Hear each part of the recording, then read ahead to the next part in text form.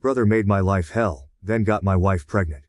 Now he wants my help after our parents disowned him and left me their $2 million inheritance. My younger brother, David, has always harbored a deep-seated resentment towards me. If you think it stemmed from jealousy, you'd be wrong. He was the favored child, not me. There was no reason for him to be envious. To give you some context, our mother always indulged David. He was the golden child of our family. She cooked his meals, did his laundry, and even asked me to help him with his schoolwork. I was expected to assist him simply because we were family, but I never received the same consideration. I accepted this, as I was quite independent.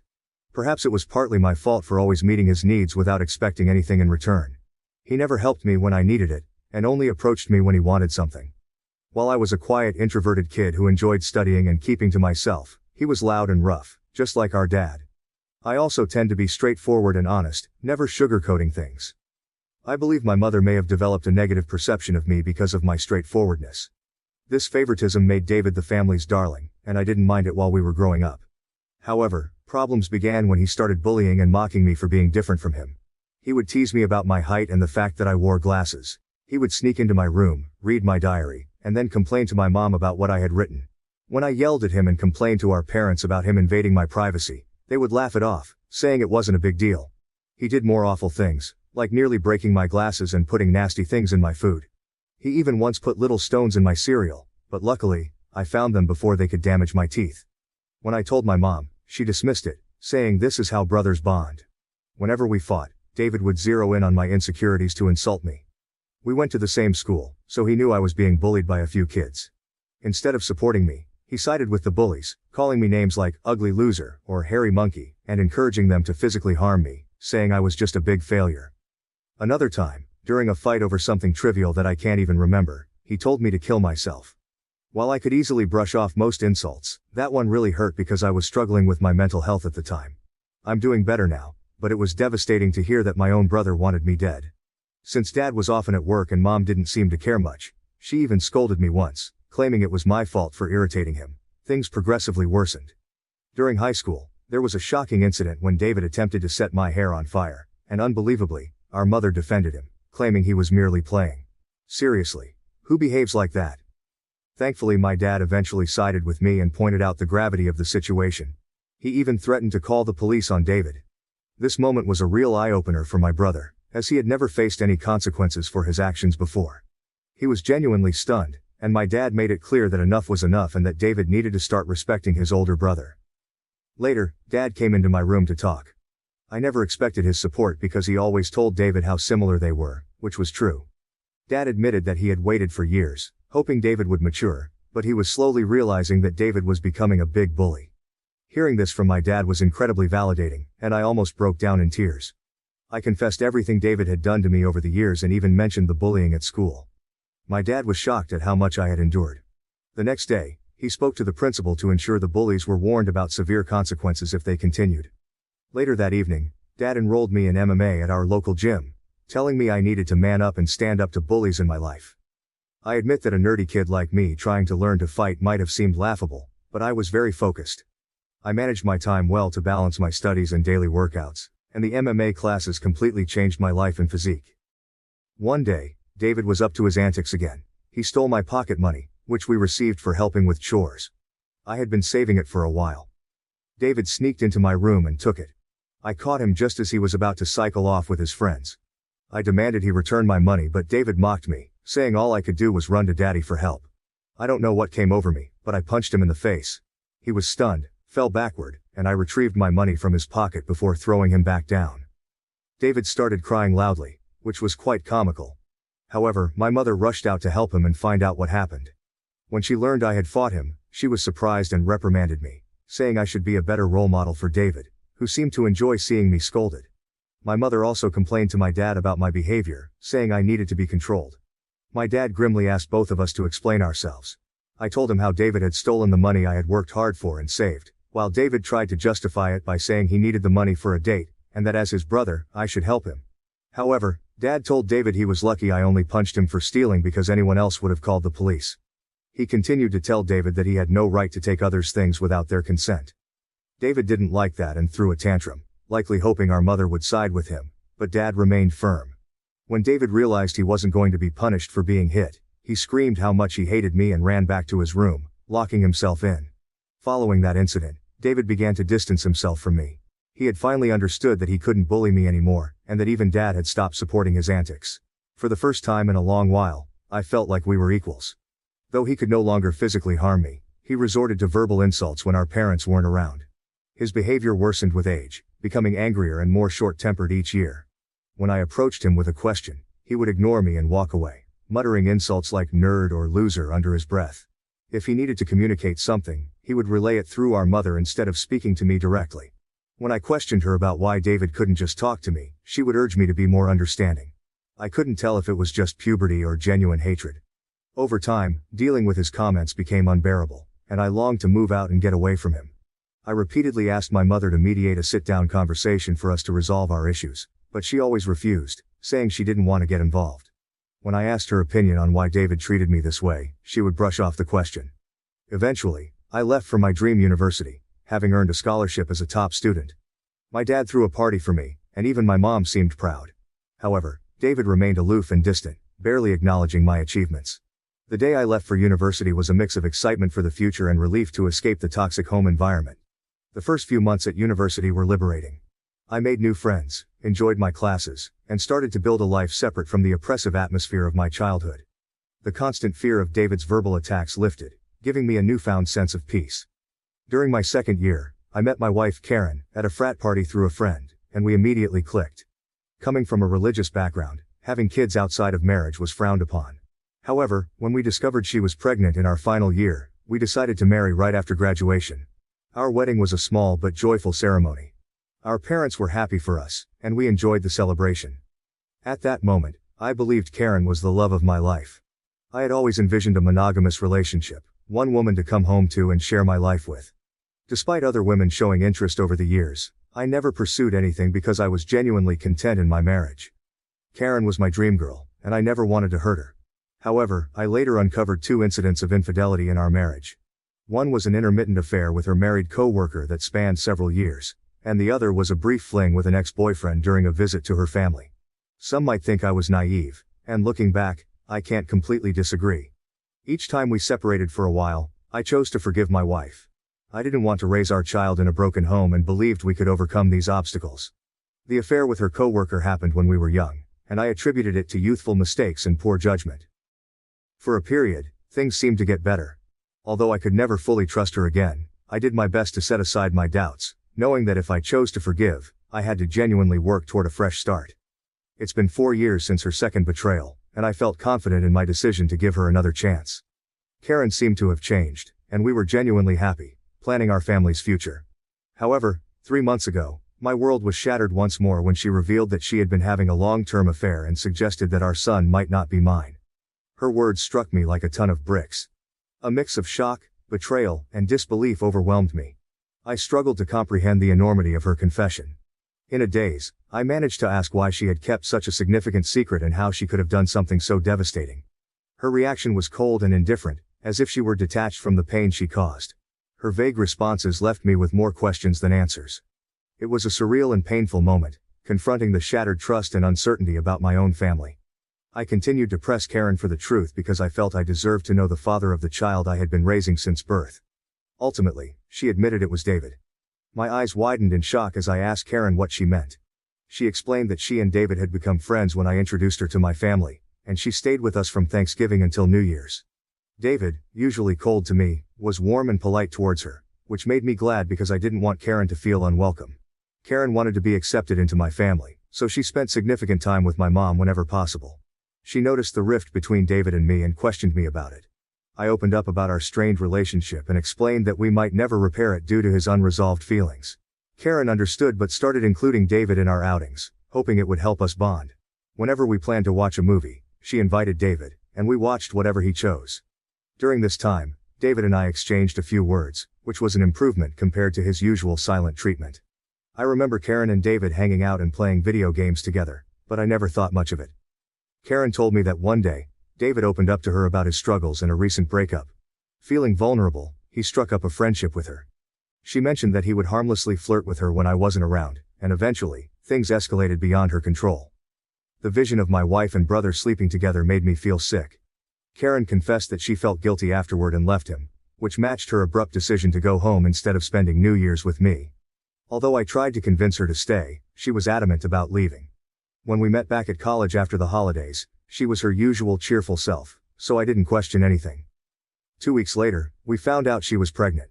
Karen admitted she didn't know if the child was mine or David's, and with no way to prove it, she chose to stay with me, knowing I was the more dependable brother. This was why we got married.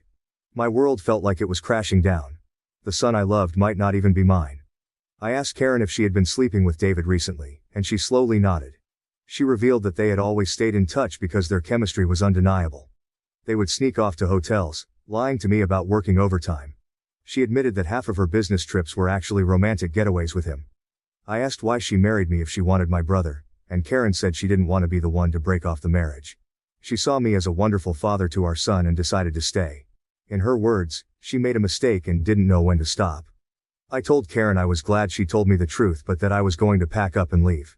She started crying, asking for forgiveness, and expected me to yell at her. Instead, I calmly packed my clothes. Karen insisted that if I loved her, I should fight for her and that mistakes happen in every marriage. When she realized I wasn't going to do anything, she changed tactics, saying our son would be affected by a divorce and that children shouldn't be raised in broken homes. I reminded her that I might not even be the father, which made her cry more and accuse me of being cruel. It seemed like she believed nothing could make me want to leave the marriage. Perhaps it was partly my fault for letting things slide in the past. While I did love her, it felt more like it stemmed from thinking we had a son together and had been together since college. Karen kept insisting it wasn't too late to fix things, but I struggled to believe her and had no patience left. Trust was a major issue, and her words felt hollow. Even if I forgave her, I could never forget she slept with my brother. I've always believed in forgiving mistakes because we're all flawed, but this was beyond acceptable limits. I left her crying on the doorstep and checked into a hotel. The next day, I went straight to my parents and revealed everything about my wife's affair with David, explaining how they had been secretly sleeping together for years. The shock on their faces was undeniable. True to her nature, my mother initially tried to defend David, insisting that her boy could never do such a thing to his own brother. Determined to expose the truth, I asked my parents to remain silent and let me call David in front of them. I instructed them to stay quiet so I could catch David off guard, making him believe it was a private conversation. When David answered the phone, I confronted him about the affair. At first he vehemently denied it, refusing to accept any responsibility. However, when I told him that Karen had admitted to everything, he started blaming her, calling her characterless. He claimed it wasn't his fault if women were attracted to him and that he was the better-looking brother. I told him firmly that I would expose him to everyone. When David mocked me, saying no one would believe me because he was the golden child, I scoffed at his arrogance and thanked him for confirming the truth, knowing our parents had heard everything. David went quiet and then spluttered, trying to explain himself and salvage his image. My mother, still in shock, demanded an explanation from David. He stuttered through a feeble attempt to justify his actions, blaming everyone else but himself and desperately trying to shift the blame onto Karen. I could see my mother, who had once been protective of her favored son, now felt a mix of disappointment and anger. In that charged moment, I felt a strange sense of vindication. For years, I had endured David's torment. Now, the truth was out, and the roles were reversed. It was David who stood exposed, his actions laid bare for everyone to see. As David's words faltered, my father, usually reserved in his expressions, couldn't contain his disappointment. He asked me to pass him the phone and began to speak to David. "David," my father began, his voice laden with disappointment. "What you've done isn't just a betrayal of your brother, but a betrayal of this family. You slept with your brother's wife and continued the affair even after they were married. Your actions have severe consequences and have irreversibly shattered the trust we had in you. I raised both of you to value family, loyalty, and decency. What you've shown today defies everything I've tried to teach you." He paused, letting the weight of his words sink into David's conscience. "Your disregard for your brother's feelings and the lack of respect for his marriage are unacceptable. You've not only hurt him but also torn apart the bonds that hold our family together. Your mother and I are partly to blame for what you've become, but we will no longer tolerate this behavior. From today, you're cut off from the college funds I set up for you. You'll have to figure out how to pay your university fees on your own. I will also stop funding your lifestyle. Do you think it makes you more of a man to sleep with married women? Let's see how you manage without my money." Throughout this, I maintained a composed demeanor. Although I initially wanted to scream at David, watching my dad punish him was the ultimate vindication. I had exposed his true nature, and it was clear he had underestimated the consequences. My mother, despite David's persistent protests, continued to justify him, but my father swiftly ended the call, shutting down David's attempts to explain away his actions. Afterward, my mom approached me and hugged me. It had been a long time since we shared such a moment, but in that embrace, there was an unspoken understanding and support amid the family turmoil. She apologized for not believing me all this time. My 14-year-old self could never have imagined this moment, being vindicated and embraced by my mother. Following this, my dad helped me find a good lawyer to divorce Karen. She and her lawyer tried to fight dirty, asking for alimony since I earned more than her. But her affair played heavily in my favor. We also conducted a paternity test, and it was confirmed that David was indeed the father of the child. The news was incredibly painful, even worse than discovering Karen's infidelity. I was furious that the son I had loved and raised wasn't mine. However, I decided to stay strong.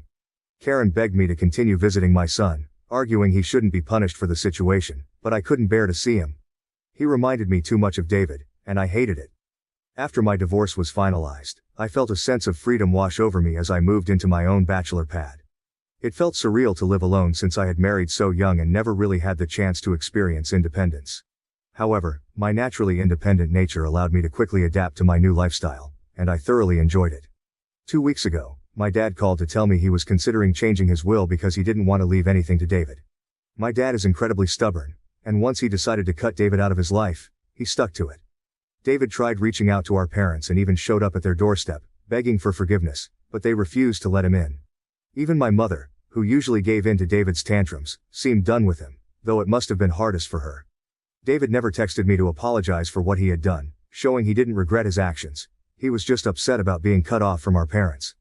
Dad told me he planned to leave everything to me, ensuring David wouldn't contest it later. He would leave David only $1. My eyes widened in shock as my dad had worked hard his entire life. Including his assets, retirement fund, and life insurance, the total came to nearly $2 million. The only condition in his will was that if my dad passed away before my mom, she would continue living in their house, even though ownership would transfer to me. I didn't mind this, as I wanted to care for my mom in her final days. Somehow, David found out about this, and, unable to reach our parents, called me yesterday, trying to make amends.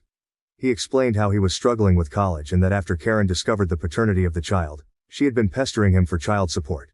He said he had no money and was looking for part-time jobs but couldn't find anything.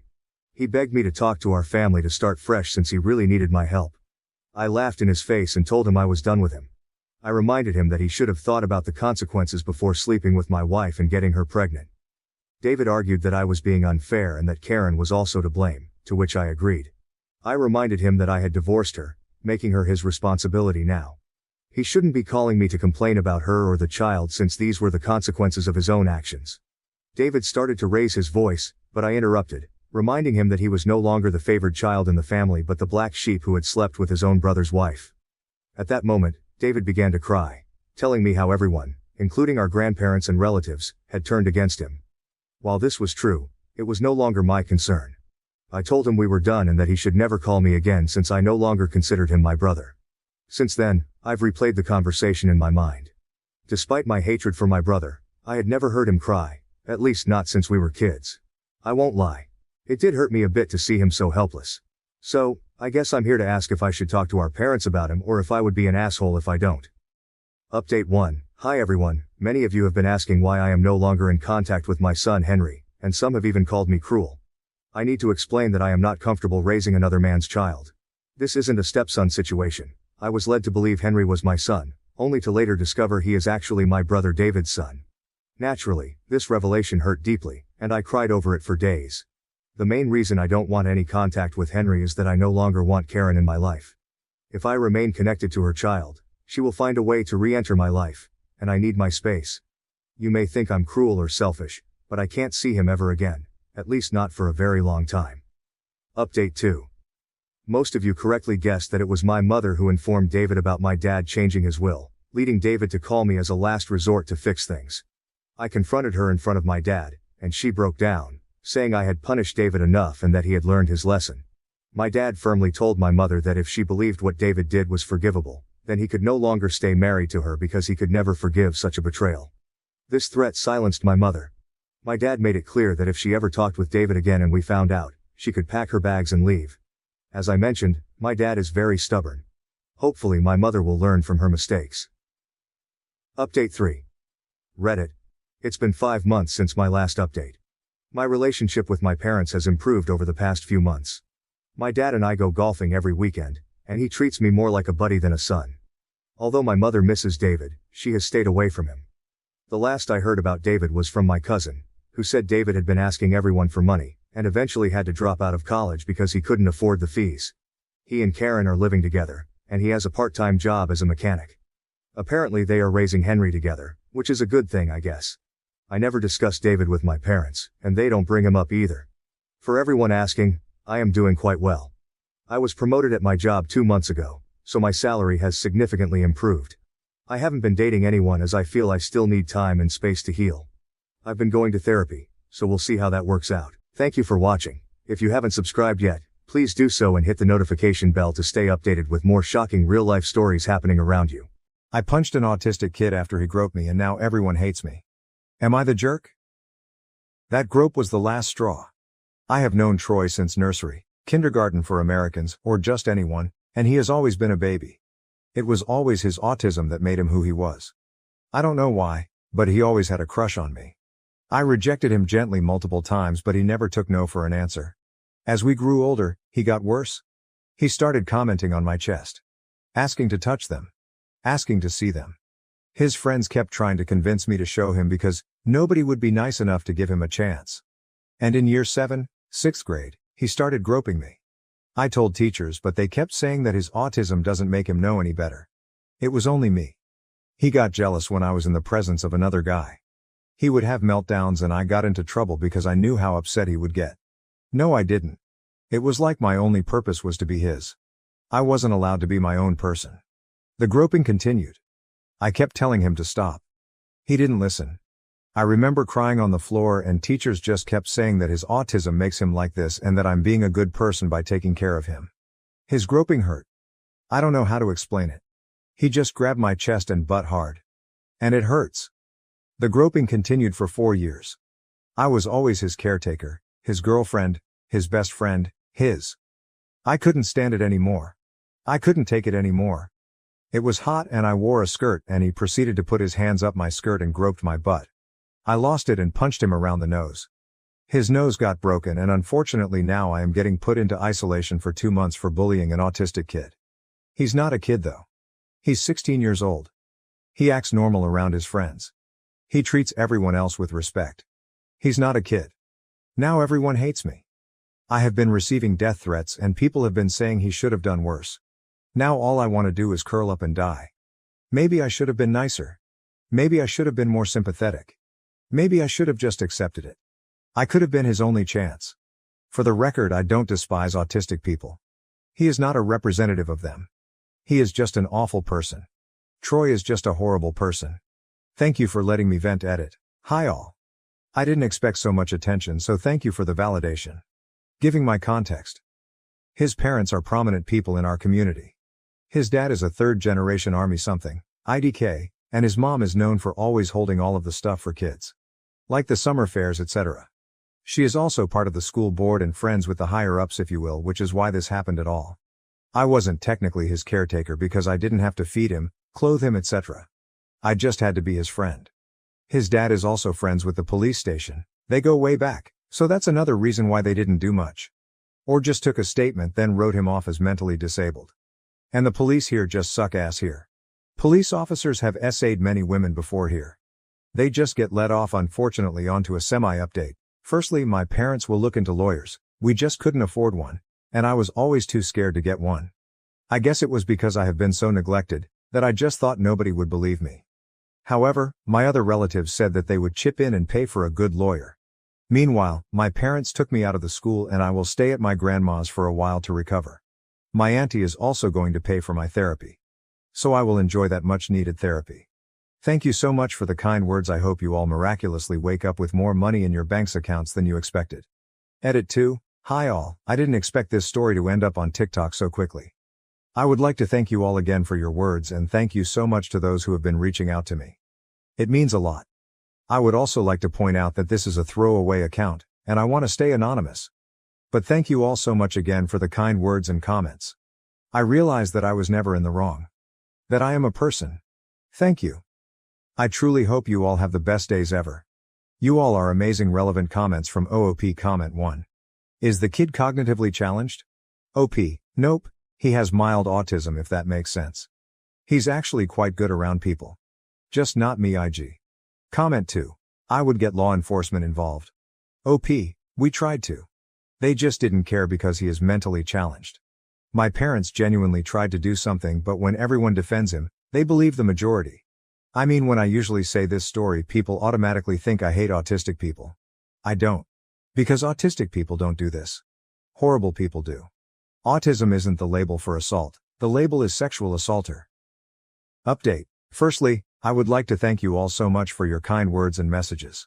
Thank you for your support and validation, your words meant so much to me. Also, I thought I would explain the whole "I hope you all miraculously wake up with more money in your bank account" comment. I heard someone in TikTok say this and thought it would be a nice thing to say, as some people did question it in my messages. But yeah, thank you all again. Before this update starts, I would like to say that this all occurred like 2 weeks ago now. I just reached my breaking point and needed to vent. Hence why the update may be soon to some. This won't be the final update, but an update. I would also like to clear the air with my parents. Now, unfortunately, my parents come from a country where this stuff is normal. Not only that, but I am partially to blame as I didn't say anything. Eventually I did tell them and they tried their best to help me. But they didn't know how. Though I do acknowledge their efforts, I am still going to be taking time to heal from them as well. My entire family also had a go at them and expressed their disappointment. The best thing for now is for me to spend some time apart from them. So to begin, I left the school. After my parents had heard that I got into trouble seriously because of Troy again, they basically thought it was time to pull me out. I am due to start my new school in 2 weeks. I have also been trying to settle at my grandma's house as I just needed a fresh start with fresh people. To be honest, I have never felt so free. I have had to deal with that torment for years and years. So now I can enjoy the pleasure of walking home and not seeing him or bumping into him. So I feel great. On to the serious stuff. As I had mentioned, my family basically decided to pay for a lawyer, and we are now hoping to have a lawsuit against basically everyone involved. My grandma also had a go, to put nicely, with the school's board for basically allowing nepotism to harass other girls. She called all of the teachers a disgrace for endangering not only me but other people, and saying how none of the teachers who allowed this deserved to even step foot into a school. This experience has also not been all sunshines and daisies. After the suit was claimed or made, IDK, my parents got letters and messages basically asking for the case to be dropped. My parents obviously said no. But it still didn't stop the harassment. I eventually got harassed too. All of the people giving me death threats decided to go into graphic detail on what Troy wanted to do to me. Spoiler, it wasn't great. And Troy's parents showed up on my doorstep demanding to see me and talk to me, and how Troy is ready to apologize. Thankfully by then my uncle and I had been on the way to my grandma's house. However, my parents obviously didn't let them in regardless, and said that if they wanted to communicate it had to be through a lawyer. The harassment didn't stop. And eventually Troy sent me a message on a burner account detailing all of the things he was going to do if got the opportunity to, and that I should be grateful that I managed to walk away with just a groping. Troy also kept spewing on about how I'm nothing but a whore or slut, etc. And I should be grateful that someone so popular even looked my way. He kept saying how if I'd just let him fuck me, he wouldn't have groped me. However, I know if I did that I would no longer be myself. I would be his property forever. The thought of that makes me want to vomit. Also, his logic doesn't make sense to me. Anyway, I just got receipts and blocked him. I also asked my parents to help me change my number. And I did. My grandma, being the person she is, decided that wasn't good enough and got me a whole new phone. She claims it's compensation for my trauma. Thanks, Grandma. I am starting therapy the day after tomorrow, and I am hoping to start family therapy in August, as, truthfully, I don't know if I'm mad at my parents or should be mad. Like, is it my fault for not saying anything? But that's all the update I can give you for now. The lawsuit will be a whole other process, and hopefully if I remember I can update you all again. Thank you so much for your words. I truly appreciate all of you. I hope this update is clear enough for you, and apologies if you made it this far. Now to the next story, Story 2. My autistic brother spent over £400 of my hard-earned money on Lego, and my mum supports this. I, 14, have a brother 16 who has autism, and I just can't stand it anymore. Before you go and make assumptions, let me get this out of the way. He's not like the autistic people you see on the news or online. He's a perfectly functional, intelligent person. However, he becomes violent when he doesn't get his way, and his brain doesn't get toilet messages, regularly pisses, shits himself. The thing with him is, these things only happen at home. Anywhere else, he doesn't have any problems with accidents in his pants. What happened today drove me over the edge to the point of writing this. For context, here is the usual routine. I woke up to him on my bed hitting me repeatedly. My parents are downstairs making breakfast, oblivious to this. He won't stop, so I shout for my mom. She comes upstairs, gets him off me by rewarding him with chocolate, and proceeds to yell at me for shouting at her, and confiscate my electronics for an hour. When I get home from school, all is fine. I do some homework and go on the Xbox. After around 30 minutes on the Xbox, he does the same thing. Hits me over and over, leaving me with no choice but to call for my mom. She again rewards him for stopping, before proceeding to tell me off, and confiscate my electronics for the rest of the day. I'm writing this with the phone one of my friends bought for me, which I keep under my bed, as this is the only way I get to use technology for over 40 minutes a day. A reminder that this is the daily routine and has been occurring for at least 5 years. However, what happened today was even worse. He'd seen a Lego set that he wanted and beat me up until he got it. I shouted for my mom, but this time, she did something different. She let him order all the Lego he wanted, from my debit card. I've been saving up doing my paper round for 2 years to buy a PC, and he just blew 400 pounds of my money on Lego. I hate this. I hate my life. It feels like I'm only living to suffer. This post is purely me venting, and will likely not go anywhere, but I don't care. With all that said, is there anything I can do about this? I'm a minor in the UK if that helps. TLDR, my autistic brother spent over 400 pounds of my hard-earned money on Lego, and my mum supports this edit. Thanks for all the supportive comments. I didn't think anyone would care. Edit 2, 2000 upvotes. You guys are insane. I didn't think anyone would care about this, but obviously you guys do. I'm writing an update to answer some of your questions, and explain my next moves. Again, thank you all so much for all of the support update. First, I just want to say thank you. Thank you all so much for all the support on the original post and all of your ideas in the comments. I tried to reply to every comment, but there are so many that I can't do that, although I do read them all. Second, I want to do a quick FAQ as many comments are asking the same thing. So here goes. Move in with another family member, tell another family member. They all live 100 plus miles away and don't believe that it's serious. You can get your money back as you're the cardholder. Nope, I need a legal guardian to go into the bank with me to do that. And finally, hit him back. I am a weak, 5 foot tall 14-year-old. He is a strong, 6 foot tall 16-year-old. This would cause more harm to me because he would attack back harder, and my mum would punish me more. Next, to the people who have offered me money in PMs and the comments. Thank you all so much for the offer, but I'm not going to accept anything. As I've come to realize, the assault is far more serious than the money at the end of the day. Finally, on to my plan. After reading literally 100s of comments, I've decided that the best course of action is to leg it out of school to the police station on Wednesday, and show them my collected video evidence, and the bruises on my arms. Again, thank you all so much for your advice. Please let me know if this is what I should do or if there's a better alternative. Edit. Just got 3 videos of this story in a row on TikTok. That's absolutely crazy. Thank you for watching. If you haven't subscribed yet, please do so and hit the notification bell to stay updated with more shocking real-life stories happening around you. My brother-in-law who married my sister told my wife that he was in love with her. This led to a chain of horrific discoveries in our family. Yesterday, out of the blue, my brother-in-law asked my wife if she could meet him for lunch. He said there was something he needed to talk to her about. When my wife told me about his invitation, she seemed puzzled but not overly concerned. "Do you think it's about my sister?" she asked, furrowing her brow. "Maybe they're having problems, and he wants to get a woman's perspective on things." I found the whole situation odd. My brother-in-law had never reached out to my wife in this way before, but he often texted her and other family members for mundane reasons, so I didn't think much of it. After all, we were a close-knit family, and it wasn't unusual for us to support each other through tough times. "Go find out," I told her, shrugging off my initial unease. My wife agreed, deciding to meet him at a cafe near her office the next day. The next morning, as she was getting ready for work, she mentioned lunch again.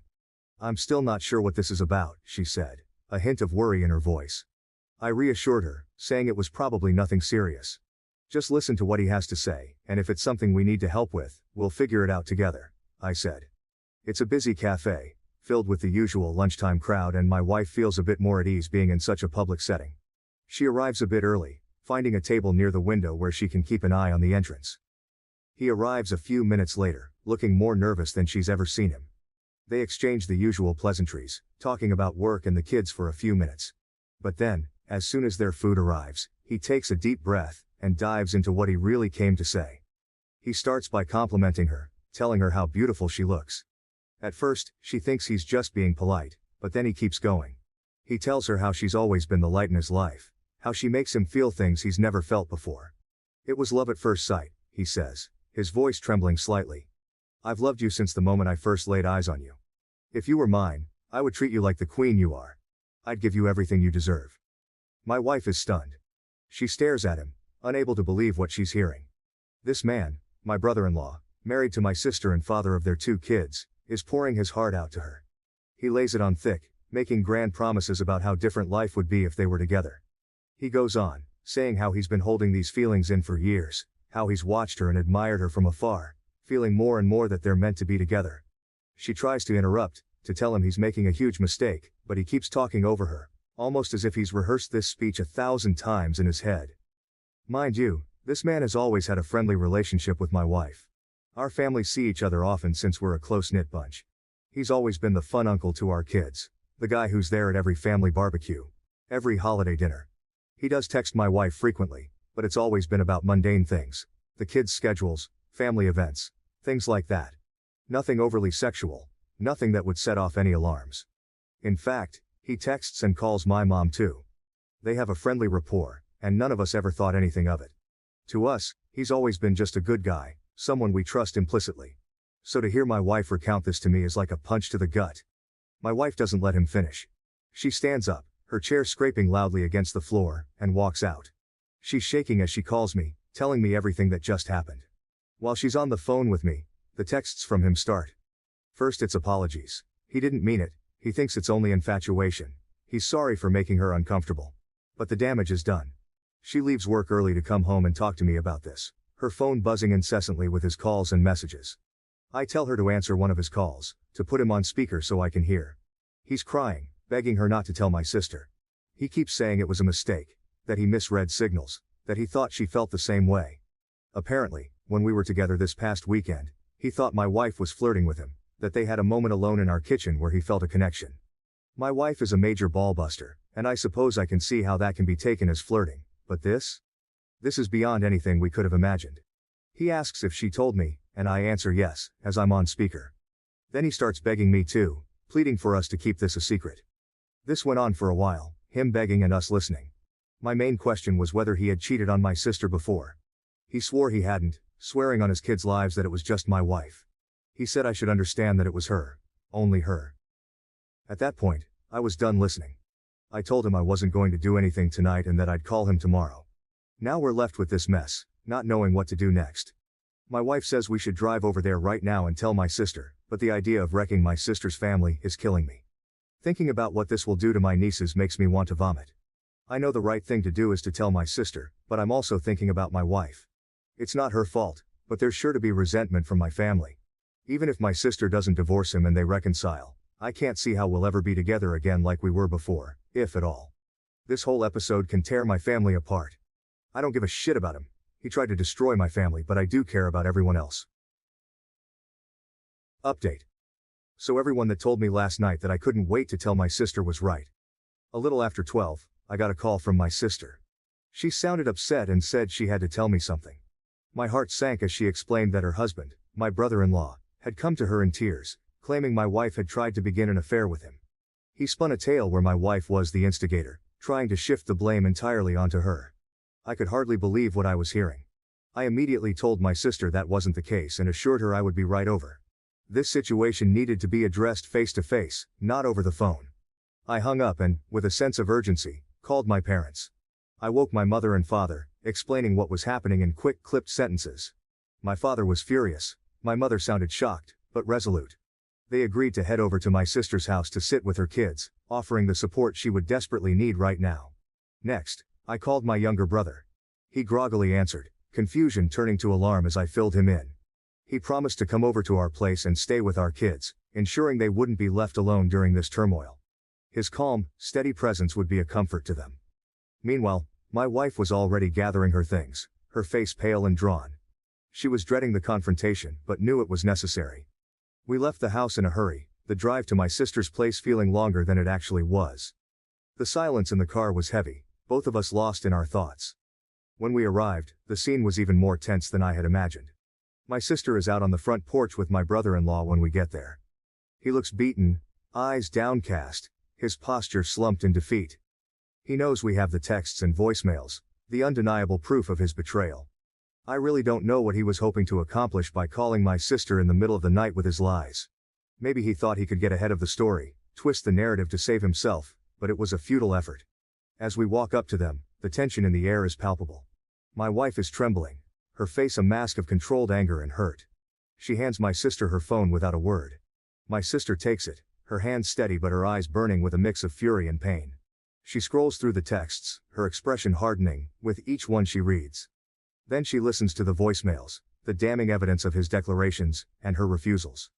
Before she can say anything, my brother-in-law starts sobbing. This is a man who runs into burning buildings, who faces danger daily without flinching. Seeing him like this, broken and vulnerable, is jarring. His cries are deep and guttural, raw with regret and fear. It's a scene that's almost surreal. A big tough firefighter brought to his knees by his own actions. My sister's face remains impassive, a mask of stern resolve. She's always been tough, but right now, she's unyielding. She waits for him to finish, her silence more powerful than any words. When he finally quiets down, still hiccuping with the remnants of his sobs, she speaks. "Pack a bag and go," she says, her voice cold and clear. "I can't stand to look at you." He tries to argue, to plead his case, but she's having none of it. "Stop it," she snaps, cutting through his words. "There's nothing you can say that will make this better." She turns away from him, walks over to my wife, and pulls her into a hug. It's a moment of solidarity between them, a small comfort in the middle of this nightmare. They've been friends since college, and the strength of their bond is evident. It's a relief to see that despite everything, they're standing together. This leaves me standing with my brother-in-law. He's a wreck, his face red and swollen from crying, his shoulders slumped. He looks at me, his eyes pleading for some kind of understanding or forgiveness, but I have none to offer. He tries to speak, his voice cracking, but I cut him off. "You need to leave," I say firmly. "This is your mess. You need to deal with the consequences." He nods, defeated, and slowly makes his way inside to pack his things. My sister stays with my wife, the two of them talking quietly, leaning on each other for support. The rest of the night is a blur of conversations and plans. We all rally around my sister, helping her figure out what to do next, how to protect her kids from the fallout. My sister begins questioning my wife, trying to understand why her husband thought any of this could possibly work out. He must have had some reason to believe she reciprocated his feelings. My sister insists that there hadn't been any issues in their marriage, everything had been normal. My wife is crying at this point, tears streaming down her face as she tries to make sense of the situation. "There's nothing you haven't seen," she says, her voice shaking. She hands my sister her phone again, and together they painstakingly go through every text message sent over the past 2 years. They read each one carefully, looking for any hint of inappropriate behavior, but there's nothing there. My wife was just being herself. She has a playful personality, always joking around and teasing. It's part of what makes her so lovable and approachable. My brother-in-law has a similar sense of humor, and they've always teased each other in a lighthearted, harmless way. She does the same with my mom and my younger brother. It's just how she interacts with people. The only incident my wife can think of that might have been misconstrued happened this past weekend. She recounts it, trying to pinpoint where things went wrong.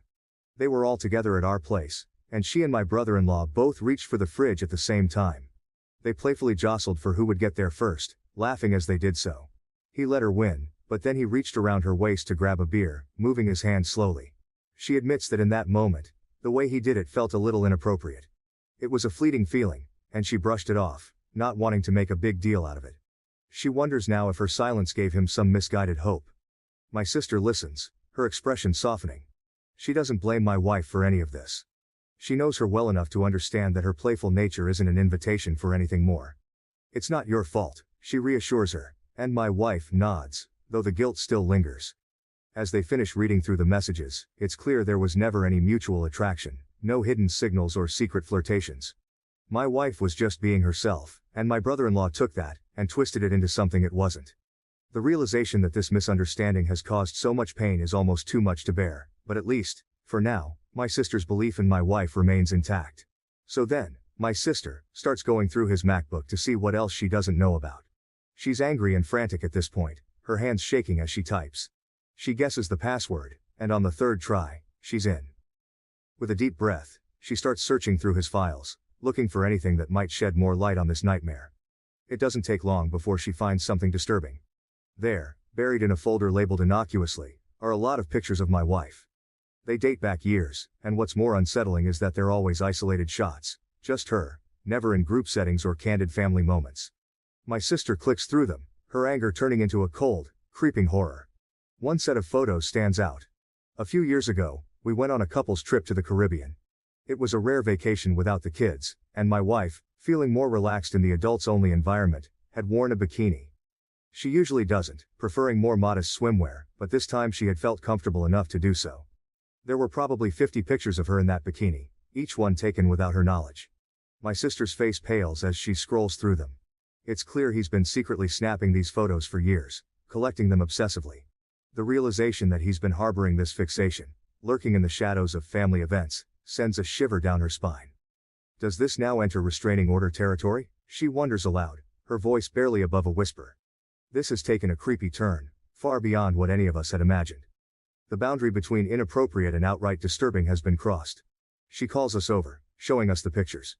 My wife gasps, her hand flying to her mouth in shock. She had no idea he was doing this, no inkling of his obsession. My sister, her anger now tempered by a deep sense of betrayal, starts talking about next steps. Legal action, protection for her kids, and a restraining order. All possibilities that need to be considered now. We're all reeling from this new discovery. The man we thought we knew, who we trusted as a husband, a father, and a brother-in-law, has shown a side of himself that's dark and disturbing. It's not just a matter of infatuation anymore, it's something far more insidious. Unfortunately, the mess continues. My sister agreed to talk to her husband last night and let him explain himself. She was determined to get the full story and decided to involve my wife directly to ensure there would be no lying or half-truths. They set up a FaceTime call with my wife, and I listened in off camera, my heart pounding with a mix of anger and dread. My sister, ever thorough, recorded the entire conversation for good measure. As soon as the call began, the tension was palpable. My brother-in-law looked exhausted, his eyes red-rimmed and swollen from crying. He started hesitantly, his voice shaky, but as he spoke, the truth began to pour out, and the story unfolded in a way none of us had fully anticipated. He admitted he's been obsessed with my wife for years. It started the day I met her, he confessed, his voice barely above a whisper. He went on to explain that it was during one of those early gatherings where my sister, eager to introduce her new boyfriend to her friends, had brought him along. My wife and I were dating at the time, but he had met her before he met me. At first, he thought his feelings were purely physical, an innocent crush that he could brush aside. But as time went on and he spent more time around her, he realized it was more than that. He became fixated on her personality, her laughter, the way she interacted with everyone around her. He described moments where he found himself watching her, captivated by her presence, even as she was just being herself, playful and kind. He detailed how he had tried to suppress these feelings, convincing himself that they were harmless. But over time, his obsession grew. He started finding ways to be near her more often, volunteering to help with family events, making excuses to text her about trivial things. It was a slow, insidious process that eventually led to the point where he felt compelled to confess his feelings, deluding himself into believing she might feel the same way. My sister listened, her face a mask of controlled rage and heartbreak. She didn't interrupt him, letting him dig his own grave with each word. My wife, on the other hand, was visibly shaken. Hearing how long this had been going on, how deeply his obsession ran, was almost too much for her to bear. When he finished, there was a heavy silence. My sister finally spoke, her voice icy and measured. "What made you think that my wife would leave me for you?" she asked, her eyes boring into his. He stammered, struggling to find the right words. He mentioned the supposed mutual attraction, the moments he had misinterpreted as signs of her reciprocation. My wife and sister exploded at that point, their pent-up anger and frustration spilling over. There was a lot of cussing, a lot of screaming, the raw emotion of betrayal and hurt coming to the forefront. My wife hung up the call, her hands trembling, her face pale. She was concerned for me, for us, assuring me repeatedly that the attraction was one-sided. I believed her. I always had. Even if she did find him physically attractive at some point, I knew she would never act on it. She's serious about trust and fidelity, something she made clear early on in our relationship. This whole ordeal was a twisted fantasy of my brother-in-law's, a dangerous delusion that had nearly torn our family apart. The tension that had been building up during the call finally erupted into a storm of cussing and screaming. My wife's voice was a mix of fury and hurt, while my sister's was steely and unforgiving. The barrage of emotions was overwhelming, the air thick with betrayal and disbelief. The phone call abruptly ended when my wife, shaking and distraught, hung up because she was concerned for me. She turned to me, her eyes wide with fear and confusion. "It was one-sided," she assured me, her voice trembling. "I never thought it wasn't," I replied, trying to soothe her. Even if she did find him physically attractive at some point, I knew she would never act on it. She's just not that type of person. Early on in our relationship, there was a moment that encapsulated her stance on trust and fidelity perfectly. I remember watching her one morning as she was dressing, admiring her without saying a word. She noticed, gave me a teasing smile and asked if I liked what I saw. But then her expression turned serious, almost cold. "Never fuck up," she said, her tone leaving no room for misunderstanding. "Or you'll never see this again." She meant every word. My wife is serious about trust. Once it's broken, it's almost impossible to mend. As I sat there, replaying the chaotic scene in my mind, I couldn't help but reflect on my brother-in-law. I knew he was a little cocky, always walking with a certain swagger, but my God, I never knew he thought so highly of himself to believe he could pull off something like this. His delusions of grandeur were staggering, completely detached from reality. I talked to my sister later on, once the initial shock had started to wear off and we could speak more calmly. She was resolute, determined to protect her children from the fallout of her husband's actions. She told me she would be contacting a lawyer first thing Monday morning to see what steps she could take to limit his exposure to their kids. She wanted to ensure that they were shielded from as much of this mess as possible. "As far as I'm concerned, he's detached from reality," she said, her voice steely with resolve. Her concern was no longer about saving her marriage but about safeguarding her children and maintaining a semblance of stability for them. Anyway, my brother-in-law returned home yesterday, not because my sister wants him back but because she can't legally stop him. Despite the turmoil and the clear betrayal, he has the right to be in the house until the legal proceedings move forward. The atmosphere is tense and uncomfortable, filled with unspoken words and palpable resentment. They are done, and I think he realizes that now. There's a hollow look in his eyes, as if he understands that any hope he had of salvaging their marriage is gone. The lawyer tells my sister that since my brother-in-law's behavior over the past few days has been documented, there is a good chance she will be granted full custody of the kids. The texts, voicemails, and the disturbing cache of photos all paint a clear picture of his obsession and instability. He doesn't seem to even want to fight her on that. It's as if he knows he's lost everything and is too weary to put up a battle. My sister will be fine. She's stronger than she looks, and any love she had for him is gone. She moves through the house with a determined air, her focus now entirely on her children and their future. She doesn't seem to be broken up about it. Rather, she looks like someone who's finally seen the truth and is ready to move forward. The kids don't know what happened yet. They sense something is wrong. Kids always do. But they don't know the details. My brother-in-law was never around much anyway when the kids were home. He often slept at the fire station, pulling double shifts and overtime. His absence was a constant in their lives, a silent but ever-present gap that they had grown used to. But it is certain to be hard on them once they know what's going to happen. The stability of their home, the presence of both parents, even if it was fractured, will change. My sister is prepared for this. She's already spoken to a child psychologist to help them navigate the inevitable questions and emotions that will arise. She's ready to be both mother and father, to provide them with the love and support they'll need. As for my brother-in-law, he stays in the guest room, a silent figure in a house that no longer feels like his home. He seems resigned to his fate, going through the motions but devoid of any real fight. It's a sad, pitiful sight, but my sympathy is limited. Some of my friends have said that there must be more women, that someone as obsessive as my brother-in-law couldn't have fixated on just one person. But as far as we can tell, there hasn't been anyone else. It's really just the obsession with my wife. His fixation on her has been singular and intense, leaving no room for anyone else. After everything came to light, my wife blocked his phone number, trying to create some distance and protect herself from his unwanted advances. But on the same night he returned home, he sent my wife an email from an account he had just made. It started with a seemingly sincere apology, But it quickly took a turn into something much darker. He began by saying he never got to finish at the restaurant that day, implying there was more he needed to confess. Then he launched into paragraphs and paragraphs about all the things he loves about my wife. He detailed the desperation he felt, the overwhelming emotions that had driven him to act so irrationally. He recounted every little detail he admired about her, her smile, her laugh, the way she interacted with others. It was unsettling, to say the least, to see his obsession laid out so starkly. He mentioned their supposed mutual attraction again, insisting that there was a palpable sexual tension between them that he had always felt. He was delusional, mistaking her friendly, playful nature for something more. He painted a picture of a connection that existed only in his mind, a fantasy that he had convinced himself was real. The email ended with a rather large section about me. Let's just say I didn't know he had such a low opinion of me. He was quite certain that I was not satisfying my wife properly. He criticized everything from my appearance to my demeanor, implying that I was somehow unworthy of her. His words were meant to undermine me, to sow seeds of doubt and insecurity. Reading the email was a gut punch. It was clear that his obsession with my wife had twisted his perceptions and fueled his disdain for me. He saw me as an obstacle, someone unworthy of the woman he had placed on a pedestal. But instead of feeling threatened, it only solidified my resolve to protect my wife, and my family, from his delusions. We forwarded the email to my sister and her lawyer. It was more evidence of his unstable state of mind, another piece of the puzzle that showed just how far gone he was. This email, with its mix of apology, obsession and vitriol, might be enough to get him removed from the house permanently.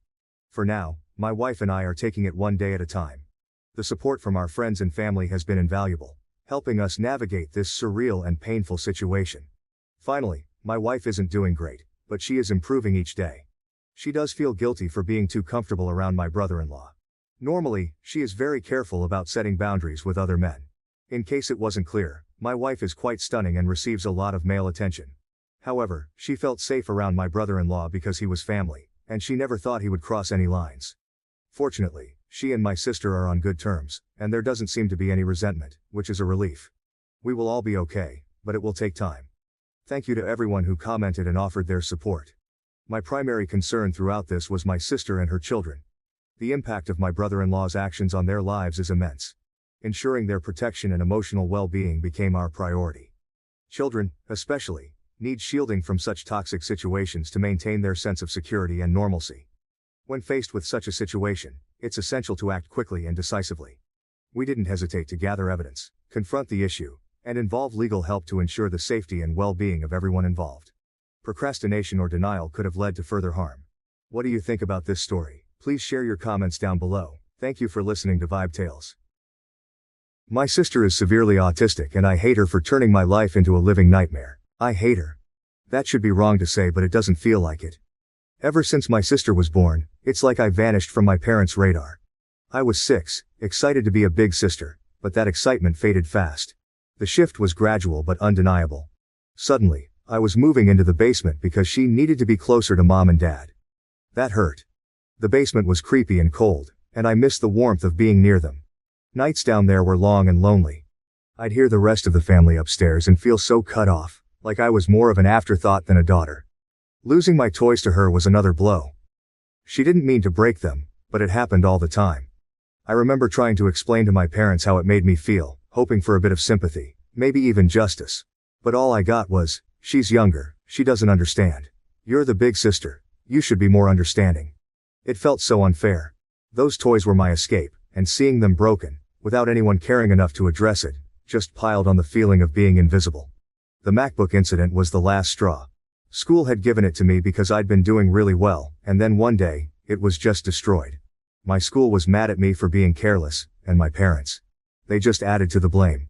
No one stopped to consider it wasn't actually my fault. I was furious and hurt, but mostly, I felt alone in dealing with the mess. It wasn't just about a laptop, it was about feeling like nobody had my back. Honestly, trying to balance being a sister and having a life is rough. I love my sister, sure, but it's like my parents forget I'm still a kid too. Every time she needs something, I have to drop everything. Doesn't matter if I'm studying, hanging out, or even trying to catch a break. It's like I'm on call 24/7 without even signing up for it. I couldn't remember the last time I hung out with friends without constantly checking my phone, worried I'd miss a call from home needing me to rush back. My life felt like it was on a perpetual pause, always waiting for the next crisis or the next demand for help. The day I decided to go watch the new Spider-Man movie was a big deal for me. It had been ages since I'd made plans that felt purely for my own enjoyment. My friend Jake had been talking about it for weeks, and his excitement was contagious.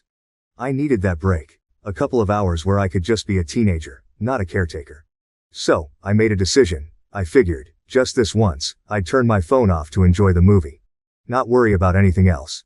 Just 2 hours, you know? Walking out of the theater, turning my phone back on, I felt like I was hit by a truck. Missed calls and texts everywhere. I called home immediately, the joy from the movie evaporating with each ring. When my mom picked up, her anger cut through me. "Where have you been? We needed you an hour ago." I could barely get a word in. I rushed home, feeling guilty but also kind of angry. When I got there, it was like walking into a storm. My parents were furious, their disappointment a tangible force in the room. "We rely on you, and you just decide to disappear? To watch a movie?" My dad's voice was sharp, his words punctuated by my sister's background noises, like going to a movie was some kind of crime. I tried explaining I just wanted a break, that I just wanted a couple of whores to myself, but it fell on deaf ears. It didn't matter. "Your responsibilities here are more important than some movie," my mom added, her words final. They grounded me, said I was being irresponsible. All over a movie. Sitting in my room after Ward, it hit me. This wasn't about the movie, it was about feeling stuck. Yeah, I get it, my sister needs me. But sometimes, I just want to do something normal, without feeling guilty or getting into trouble for it. Being 18 and feeling like you're not allowed to have your own life is tough. It was about feeling trapped in a role I never chose, about longing for a piece of normalcy in a life that felt anything but normal. I loved my sister deeply, but in that moment, I couldn't help but feel robbed of the simple teenage experiences, of friendships and carefree moments. Living in my house feels like I'm trapped in a loop where everything revolves around my sister and her needs. Don't get me wrong, I get it. She needs a lot of care, and I want to be there for her. But sometimes, it feels like I'm just another item on the family's to-do list. Help your sister. Make sure she's okay. Can't you see we're busy with her? It's exhausting, feeling more like an extra hand. It's like I'm invisible unless they need something for her. This feeling of being a slave in my own home, it's suffocating. I carry this weight around, a burden that's made me question my own worth. Around the house than an actual member of the family. Then there was this one week that felt like it could be different. I had been chosen to give a speech at a school event. Something about that recognition, it lit a spark in me. I worked hard on that speech, pouring my thoughts and feelings into every word. When my parents said they'd be there to watch me, for the first time in a long time, I felt valued. Finally, something about me. I worked on my speech every night, imagining looking into the crowd and seeing my parents there, maybe even catching them smiling proudly. The excitement was like a beacon, a rare light in the usual dimness of my daily life. Like, maybe this time things would be different. But they weren't. They missed it because of something with my sister. Once again they blamed it on my sister. Standing there, about to start my speech, and not seeing them crushed me. I pushed through, voice shaky and hands trembling. I cried. Not just for the speech, but for all the times I felt sidelined. Yeah, I made it through, and people clapped, but it felt empty. The whole walk home, I couldn't stop the tears. It's not like I wanted to make a big deal about them missing the speech, but it just hit hard. It felt like a reminder that no matter what happens with me, it'll always be secondary. And walking home, all I could think was how this pattern seems like it's never going to end. Talking about colleges with my dad was something I'd been looking forward to. It started off pretty normal. I was actually excited, you know? For once, it felt like we were focusing on my future, on something that was about me. I was getting into the idea, thinking maybe college was my chance to get out and do my own thing, away from all the chaos at home. We were looking at some brochures, talking majors and campuses. It was the closest to dreaming I'd gotten in a long time. Then my dad made that joke. Something about picking a high-paying major so I'd be set to take care of my sister when they're gone. He laughed, thinking it was just a light-hearted comment, I guess. But it hit me hard. All my bottled-up feelings just exploded. I lost it. I couldn't hold it in anymore. I started crying, then yelling, telling him how unfair it was that my entire life was expected to revolve around being my sister's caretaker. It was all coming out, every bit of resentment, every moment of feeling overlooked and undervalued, trying to make him see how much I've had to give up, how everything always circles back to what my sister needs. But they didn't get it. My parents just stood there, staring at me like I was speaking another language, watching me lose it. No comfort, no apologies, nothing. Their faces were so cold, so detached. It was like they couldn't understand why I was so upset over a joke. That's when I realized they weren't going to hear me out. I ran to my room, slammed the door, and I've been here ever since. And here's the thing. I've been in there for hours, and they haven't even bothered to check on me. Not a knock, not a word. Nothing. It's like my outburst didn't matter to them. It's so lonely sitting here, knowing that even this, me being this upset, isn't enough to get them to see how much I'm hurting. It's like I'm trapped in this role they've set for me, and my feelings about it don't matter at all. Am I wrong for wanting more than this? For wanting to be seen as more than just a future caretaker for my sister? It just feels like no matter what I do, it's like my life doesn't matter. I am nothing to them. Nothing more than just an insurance for my sister after they are gone. After hours turned into a day, and then another, with no word from my parents, something in me clicked. I couldn't shake off the feeling that something had to change. It wasn't just about getting away for a bit. It was about needing some space to figure out my own stuff without always being pulled back into the same old situation.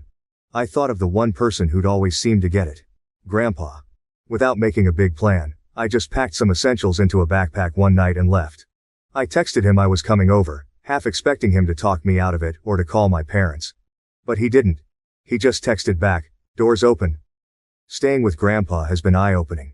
It's not like every moment has been some deep heart-to-heart, but it's just calm here. He lets me be. We've talked about college, about what I might want to do, and it's the first time in a while I've been able to think about my future without feeling guilty or stressed. He's been supportive, encouraging me to think about what I want, not what I feel obligated to do. It's weird, but in just a week here, I've felt more like myself than I have in years. We've had meals together, watched some old movies, and he's shared stories about when he was my age. It's been nice, simple, and kind of freeing. I've even started researching colleges again, this time looking at programs I'm actually interested in, not just ones that might make enough money to take care of my sister in the future. Being with Grandpa has given me a glimpse of what that might look like, and it's something I want to hold on to. Wow, thank you for all the support and love that you guys have given me. I never expected this post to reach the popularity it did. Thank you all. After thinking about it for these past few hours, you are right that I don't despise my sister. It's not her fault that she was born the way she is. My parents came to talk to me a while after my breakdown, but I was unable to bring myself to talk to them and only cried and asked them to leave. They have made arrangements with my grandfather for me to stay with him for the time being. My parents want to talk to me, but we have decided it's best I leave for now to have some space and time to collect myself. We will be sitting down and talking later this week about this issue. Thank you all again for the love and support through this. I started by telling my grandpa the story of why I broke down the way I did, and to be honest, when I finally spilled everything to Grandpa, his reaction was way more intense than I expected. I mean, I knew he'd be surprised, but he looked downright shocked, horrified. I told him all about how things have been at home, how I've basically been my sister's full-time caregiver on top of everything else, and how it all came crashing down that day with my dad's joke about college and taking care of her forever. Grandpa was seriously upset, especially when he found out that my sister was supposed to have professional help that she wasn't getting. He said a lot of stuff. He told me some things that I don't feel comfortable repeating here, but in essence my sister is supposed to be getting care from a professional and that my parents were ignoring that. But the gist was that it wasn't right or safe for me to be in that position, especially with how things were with my sister. He couldn't believe my parents were putting all this on me, and that they'd kept so much from the rest of the family. He was also really mad about the whole movie incident, saying it was the last straw that showed how unfairly I was being treated.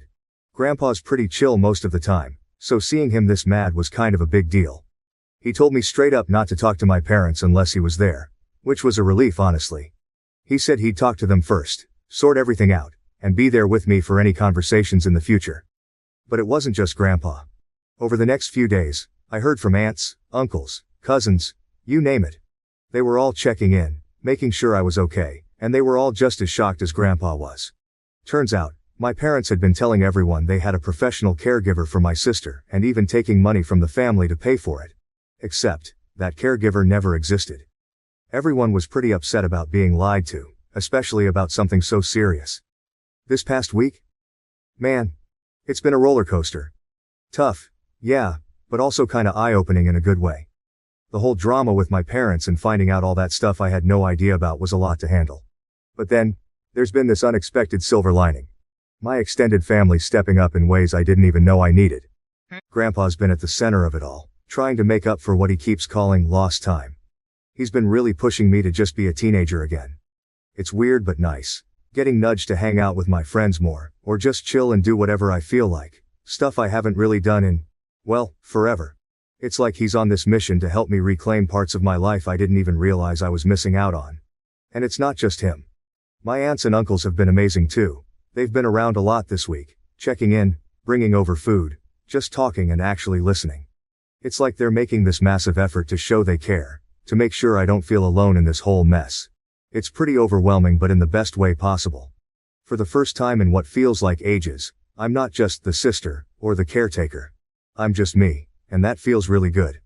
The talk with my parents on Saturday night. Disaster doesn't even cover it. I went in hoping maybe, just maybe, we could start fixing things. Instead, it fell apart even more. They actually admitted to a bunch of stuff. Stuff so messed up I can't even bring myself to type it out here. But the kicker? Not a single sorry came out of their mouths. Instead they doubled down, saying I was pretty much born to be my sister's caretaker. Yeah, my dad actually said that. Like my whole purpose was just about taking care of her. I couldn't keep it together. All the stuff I'd found out, all the support I'd been getting from the rest of the family, it all just bubbled up. I called them out on everything. The lies about the caretaker, the money they were supposedly spending on it but actually weren't, all of it. But they just dodged and made excuses. By the end of the talk, things were even worse than before. It felt like hitting a brick wall, trying to get through to them. I'd gone into that conversation with a sliver of hope that we could mend things, but I walked out feeling like that chance was completely torched. So, after that disaster talk with my parents, I made up my mind. I'm done. Had a long chat with Grandpa and my uncle last night, and we all agreed it's best if I don't go back. Today's the day I'm officially moving out to live with Grandpa. It feels weird, you know, making this huge change, but it also feels right. Like, I finally have some control over my life again. I've also decided I'm leaving the state for college once I'm done with high school. Just the thought of starting fresh somewhere new is kind of thrilling. My aunt, she's been incredible through all this. She told me she's going to start sending the money directly to me, the money she used to give to my dad for my sister's care. Guess it's going to be my college fund now. My parents? They've called a couple of times since that night, but if you're thinking they called to say sorry or that they missed me, nah. They just wanted to know when I was planning to come back home. It's like they're not even trying to understand why I had to leave. I know this is going to be a huge change, and honestly, I'm kind of scared. But at the same time, I feel this weight lifting off me. I'm finally making decisions for myself, and there's something really freeing about that. Today's just the start of something new, I guess. Deciding not to go back to my parents was tough, not gonna lie. There's this uneasy feeling sitting in my stomach, but deep down, I think it'll fade with time. The support I've been getting from the rest of my family has been unreal. It's weird. Even though I've made this big decision, feeling all their love and support makes the whole situation a bit easier to handle. But yeah, the harsh truth? I've pretty much lost my parents through all this. That realization hits hard. It's a lot to process, and sometimes I catch myself wishing things could have been different. But through all the mess, I've come to see something really important. I don't hate my sister. That anger I thought I felt towards her was misplaced. She's not the one to blame for how our parents chose to handle things. I love her, more than I can say, and hating her for something she had no control over was wrong on so many levels. I hope, someday, I can make that right. For now though, leaving is what I need to do for myself. It's about finding my own way, figuring out who I am outside of this whole situation. It's going to be a journey, but I'm ready for it. Edit. Thank you all so much. I wish I could respond to every single one of you, but my lunch only lasts so long. I'll update tonight how the move out went, but until then, thank you all. I want to say that your support has been amazing and your kindness means more to me than anyone could ever imagine. Moving out was surreal. Grandpa and my uncle were with me every step of the way, helping me pack up my life into boxes and bags. Everything that meant something to me, we took. Make sure to grab all the important stuff like my birth certificate and social security card. It felt weirdly official, like I was collecting pieces of my old life to start a new one. My parents? They were pretty much silent the whole time. Dad took off with my sister not long after I got there, leaving just my mom to watch us pack. She didn't say much, just hovered in the background. It was awkward. Tense even. But then, as we were about to leave, she finally broke down. She said she loved me. That she'd miss me. After days of silence, those words hit differently. I hugged her, said goodbye. It was one of the hardest things I've ever done. Sitting in my new room at Grandpa's house, I keep replaying that moment. Did she mean what she said? After everything, it's hard to know for sure. But I want to believe she did. Right now, all I can do is focus on what's ahead. Maybe, with time, my parents and I can find a way back to each other.